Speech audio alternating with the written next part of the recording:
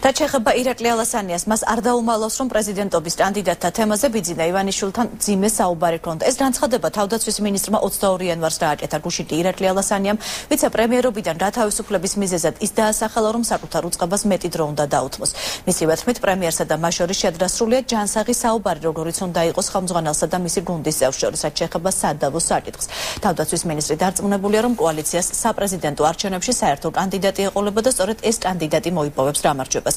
ირაკლი ალასანიას განმარტებით კოალიციას პრეზიდენტის კანდიდატურასთან დაკავშირებით გადაწყვეტილების მისაღებად რამდენიმე თვე დასჭირდება. შეგახსენებთ, ალასანიას ვიცე-პრემიერის მოვალეობა გუშინ შეუწყდა. ამასთან დაკავშირებით პრემიერ-მინისტრის ბრძანება მთავრობის ოფიციალურ ვებგვერდზე განთავსდა. საუბარი პრემიერთან 2 დღის წინ პრემიერმა მიიღო გადაწყვეტილება, რომ იმდენად მნიშვნელოვანია თავდაცვის სტრუქტურა, თავდაცვის მიმართულება, რომ მომეხსნა სხვა დამატებითი ფუნქციები და ეს ეხება ვიცე-პრემიერის პოზიციას.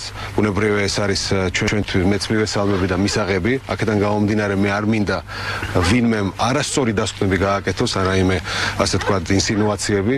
ეს იყო შიდა საუბარი მთავრობაში, ხელმძღვანელმა მიიღო გადაწყვეტილება, რაც ყველასთვის მისაღებია და ჩემი აზრით ეს მისაღებია პირველ რიგში ჩემთვის და თავდაცვის სამინისტროსთვის, რომ მთლიანად კონცენტრირებული ვიყო თავდაცვის რეფორმაზე, ამხსენებლობაზე.